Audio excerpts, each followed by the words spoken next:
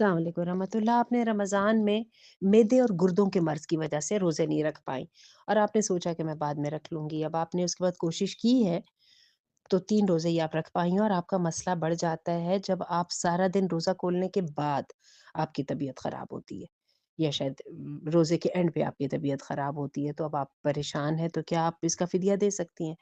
मुझे भी ऐसे ही लग रहा है कि जो है ना आपके लिए मुश्किल हो जाएगा। जो मुझे बात की समझ आई है, वो यही है, तो आप ऐसा कीजिए कि सबसे पहले फ़िदया दे दीजिए, ठीक है? या किसी से रोज़े रखवा लीजिए। उसके बाद आप अपना एक तरीका बनाएँ कि अपनी ज़िंदगी को आहिस्ता-आहिस्ता रोज़ों पे लाने की कोशिश कीजिए।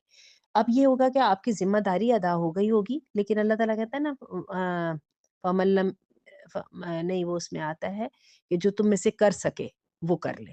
तो ये नहीं कहने का मतलब अगर आप इसको करेंगी और फ़र्ज़ी रोज़ों की नीयत से करेंगी तो आपके लिए सवाब भी बेहद ज़्यादा है। देखिए, मैं तो ये सोचती हूँ कि अपना जो हमारा जुमेरात और पीर का रोज़ा है, हफ़्ते के महीने के 8 रोज़े, उसके साथ 3 जो है वो 10वीं, 11वीं 11वीं, 12वीं, 13वीं के नहीं, अय्याम 20 कौन से होते हैं? ये 12, 13 और 14 होते हैं ना, है ना? कि 13, 14 और 15 होते हैं।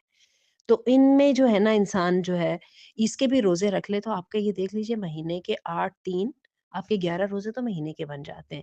इसको आदत बना लीजिए, तो उसके साथ इंशाअल्लाह बेहतर भी होगा। ये मैं आप सही कह रही हैं, मेरे साथ भी ऐसा ही एक्सपीरियंस है। मैंने भी देखा है कि रोज़ा रख के मेरी तबीयत ख़राब होती है, लेकिन ये जब भी ख़राब होती है जब हम थोड़े रोज़े रखते हैं। आपने रमज़ान में देखा है, रमज़ान में नहीं तबीयत ख़राब होती है, क्योंकि उसमें फिर जिस्म कबूल कर लेता है।